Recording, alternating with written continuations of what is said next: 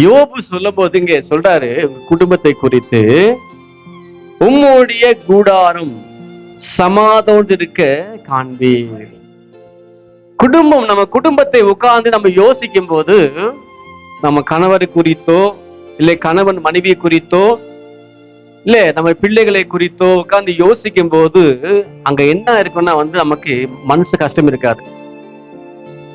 மற்றவங்களால மனசு கஷ்டப்படாதபடிக்கு சமாதானமா இருக்கும்படியாக தேவன் செய்வாரா? அதான் சொல்றாரு இங்க யோபு, உம்முடைய கூடாரம் சமாதானத்தோடு இருக்க காண்பீர். உங்க வீட்டுக்கு யாராவது வீட்டுக்கு போனாலே அவங்க சமாதானம் இருக்கணும். அவங்க சொல்லணும், இந்த வீட்டுக்குள்ள நான் போயிட்டு வந்தா எனக்கு அந்த வீட்டுக்குள்ள போனாவே ஒரு சமாதானங்க. ஒரு குழப்பத்தோட போனேன், ஒரு பயத்தோட போனேன், ஆனா வெளியே வரும்போது பார்த்தா எனக்கு அந்த குடும்பத்துல ஒரு சமாதானம் உண்டாச்சு மனசுக்குள்ள. அல்லேலூயா. உங்களுக்கு குடும்பம் அப்படிதாங்க இருக்கணும். உங்கள் குடும்பம், உங்களுக்கும் ஒரு சமாதானம் இருக்கணும். உங்க வீட்டுக்கு போகிறவர்கள் என்ன சொல்லணும்? உங்க குடும்பத்தை பார்க்கும்போது அவர்கள் சமாதானமா இருக்கிறாங்க. மனுஷனுக்கு எது முக்கியம் தெரியுமா? இன்னைக்கு சமாதானம் முக்கியம். அல்லேலூயா.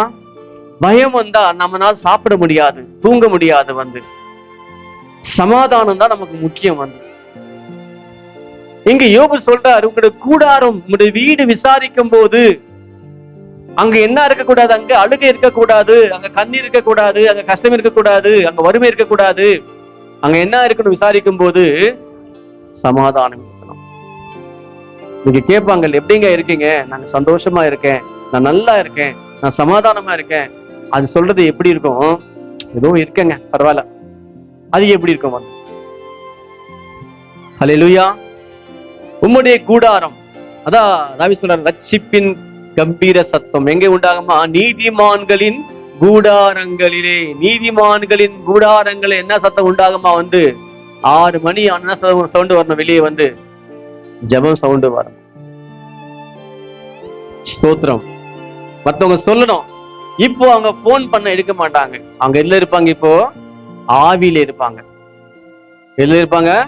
ஆண்டவரோட ஆவியில பேசிட்டே இருப்பாங்க. போன் இப்போ எடுக்க மாட்டாங்க அவங்க. அல்லேலூயா. கர்த்தர் உங்க வாழ்க்கையிலே கூட ஒரு சமாதானத்தை உங்க குடும்பத்திலே கொடுப்பாராக. ஸ்தோத்திரம். கர்த்தருக்கு மகிமை உண்டாகட்டும். பிரியமானவர்களே, உம்முடைய வாசஸ்தலத்தை விசாரிக்கும் போது அங்க என்ன இருக்காதா? குறைவை காண மாட்டீர். சிங்க குட்டிகள் பட்டினி கிடக்கும், ஆண்டவரை தேடுவோர்க்கு குறைவில்லையே.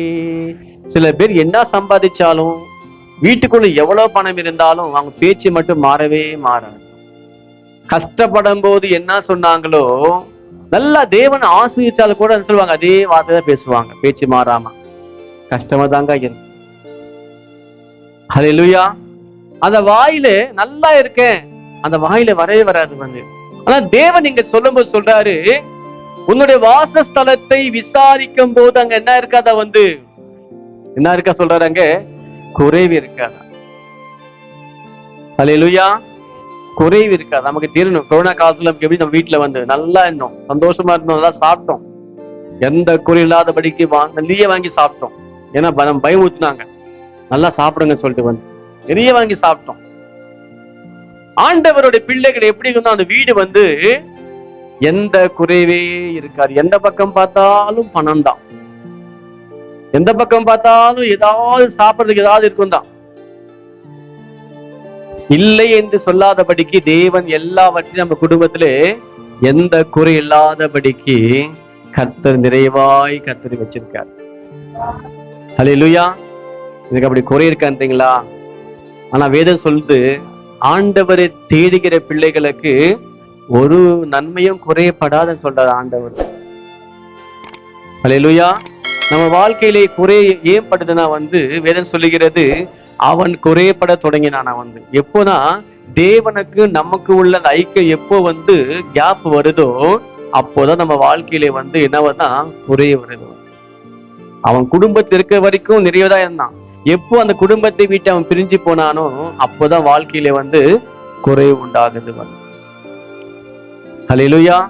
ஒண்ணு சரீரமான குறை உண்டாகும், இரண்டாவது தேவனுக்கு நமக்கு ஐக்கியம் இல்லைன்னா உள்ளான மனுஷனுக்கு ஒரு குறை உண்டாகும்.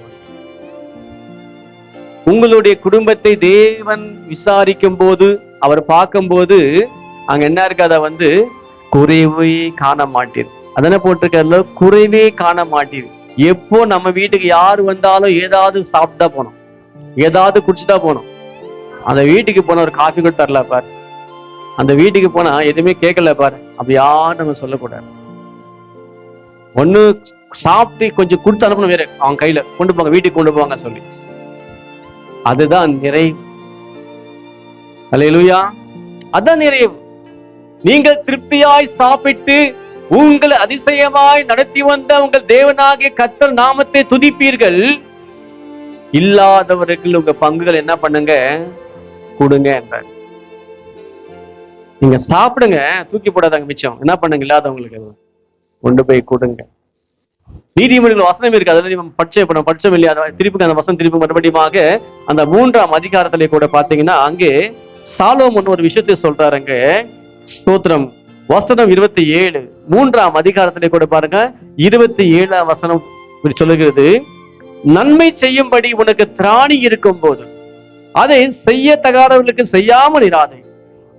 உனக்கு திராணி இருக்கு, செய்யத்தக்கதான திராணி இருக்கு, உன்கிட்ட பணம் இருக்கு, நகை இருக்கு, உன்னால் எதையுமே செய்ய முடியும் என்றதான் உன் நம்பிக்கை உனக்கு இருக்கு, அது கேட்ட சூழ்நிலை உனக்கு இருக்கு, வழி இருக்கு உனக்கு ஒன்று செய்யறதுக்கு. அப்படி இருக்கும் போது என்ன பண்ணாத, உன்னுடைய அண்ணனுக்கோ தம்பிக்கோ அக்காக்கோ அம்மாக்கோ செய்யாத. யார் உனக்கு திராணி யாரு இல்லையோ என்ன பண்ணு, அவங்க செய்யணுமா போயிட்டு. அல்லேலூயா. அம்மா அப்பா அக்காக்கு அண்ணனுக்கு வாங்கி கொடுத்தா திருப்பி கொடுக்க போறாங்க, அது பெரிய விஷயமே கிடையாது. இங்க சொல்றாரு, நன்மை செய்யும்படி உனக்கு திராணி இருக்கும் போது செய்ய, யாருக்கு செய்யணுமோ, யாருக்கு முக்கியமோ அவங்க செய்யணுமா. அல்லேலூயா. இன்னைக்கு நிறைய பேர் பாருங்க, கல்யாணத்துக்கு போகும்போது நிறைய செய்வாங்க, 3 சவரம் 2 சவரம் நகை போடுவாங்க. ஏன் சொல்லுங்க, அது திருப்பி வரும் நமக்கு, அது எங்கேயும் போகாது. அல்லேலூயா. ஆனா ஆண்டவர் அப்படி சொல்லல, உனக்கு யாரு கொடுக்க மாட்டா அவங்க செய்யண்டாரு, அப்பதான் பலன் மிகுதியா இருக்கும் பரலோகத்திலே. அவன் திரும்பி செஞ்சானா அவனுக்கு அந்த பலனே இருக்காது அவனுக்கு. அல்லேலூயா. கர்த்தருக்கு ஸ்தோத்திரம். உங்களுடைய வீட்டை, வாசஸ்தலத்தை விசாரிக்கும் போது அங்க என்ன இருக்கக்கூடாது, குறைவே இருக்கக்கூடாது.